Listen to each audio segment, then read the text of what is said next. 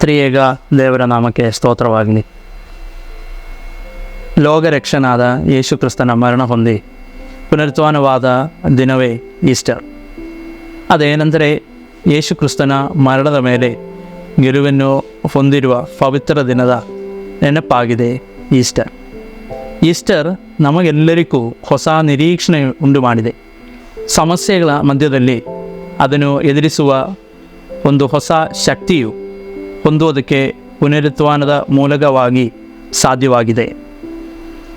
ಈ ಈಸ್ಟರ್ ದಿನದ ಧ್ಯಾನಕ್ಕಾಗಿ ಆರಿಸಿಕೊಂಡಿರುವ ಸತ್ಯವೇದ ಭಾಗವು ವಿಶುದ್ಧ ಯೋಹಾನ್ ಬರೆದ ಸುವಾರ್ತೆ 20ನೇ ಅಧ್ಯಾಯ 1ರಿಂದ 18 ವಾಕ್ಯಗಳು. ಈ ಸತ್ಯವೇದ ಭಾಗದಲ್ಲಿ ಯೇಸು ಕ್ರಿಸ್ತನ ಸಮಾಧಿ ಬೆಳೆಯಲ್ಲಿ ಬೆಂದಿರುವ ಕೆಲವು ವ್ಯಕ್ತಿಗಳನ್ನು ನಾವು ಇಲ್ಲಿ ನೋಡಬಹುದು. ಅವರು ಸಮಾಧಿಯಲ್ಲಿ ಬೆಳೆಯಲ್ಲಿ ಬರುವಾಗ ಸಮಾಧಿ ತೆರೆದಿರುವುದನ್ನು ನೋಡುತ್ತಾರೆ. ನಮ್ಮ ಕರ್ತನು ಸಮಾಧಿಯಲ್ಲಿ ಇಲ್ಲ ಎಂಬ ಮೊದಲನೆಯ ಸುವಾರ್ತೆಯನ್ನು ತಿಳಿಸುವುದು ಮರೆಯಲಾಗಿದ್ದಾಳೆ ಮತ್ತು ಶಿಷ್ಯರನ್ನು ಸಮಾಧಿ ಬೆಳೆಯಲ್ಲಿ ಕರೆದಿರುವುದು ಈ ಮರೆಯಲೆ. ಆದರೆ ಮರೆಯಾಳ ಮುಂದೆ ಯೇಸು ಪ್ರತ್ಯಕ್ಷನಾದರೂ ಅವನ ಗುರುತು ಹಿಡಿಯಲು ಮರೆಯಾಳಂದೇ ಸಾಧ್ಯವಾಗಲಿಲ್ಲ. ದೇವರನ್ನು ಗುರುತು ಹಿಡಿಯಲು ಸಾಧ್ಯವಾಗದ ದೃಷ್ಟಿಕೋನವು ಬೇರೆ ದೃಷ್ಟಿಕೋನಗಳಾಗಿಯೇ ಉಳಿಯುತ್ತದೆ. ಯೇಸು ಮರಿಯಾಳ ಹೆಸರು ಹಿಡಿದು ಕರೆದಾಗ ಅವಳಿಗೆ ಗುರುವನ್ನು ಗುರುತು ಹಿಡಿಯಲು ಸಾಧ್ಯವಾಯಿತು. ಮರಿಯಾಳು ಯೇಸುವನ್ನು ಗುರುವೇ ಎಂದು ಕರೆದಾಗ ಅವಳು ಯೇಸುವನ್ನು ಗುರುತು ಹಿಡಿದಿರುವುದು ನಮಗೆ ಅರ್ಥ ಮಾಡಿಕೊಳ್ಳಬಹುದು.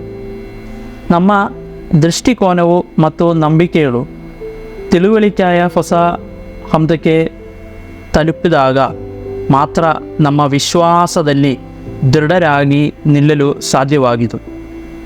ಅದಕ್ಕಾಗಿ ಪುನರುತ್ಥಾನ ಹೊಂದಿ ಈಗಲೂ ನಮ್ಮ ಜೊತೆ ಜೀವಿಸುವ ಯೇಸು ಕ್ರಿಸ್ತನು ನಮಗೆ ಸಹಾಯ ಮಾಡಿ ನಮ್ಮೆಲ್ಲರನ್ನು ಬಲಪಡಿಸಲಿ.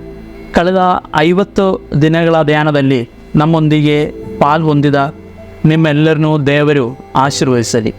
ಇದರ ಹಿನ್ನೆಲೆಯಲ್ಲಿ ಪ್ರಯತ್ನ ಮಾಡಿರುವ ಅನೇಕರಿದ್ದಾರೆ.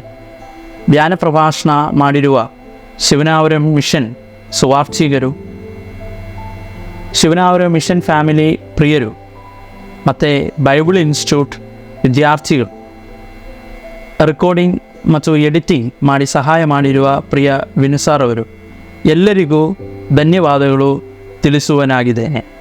ಎಲ್ಲರನ್ನೂ ದೇವರಾದ ಕರ್ತನು ಆಶೀರ್ವದಿಸಲಿ. ಎಲ್ಲರಿಗೂ ಈಸ್ಟರ್ ಹಬ್ಬದ ಶುಭಾಶಯಗಳು. Thank you.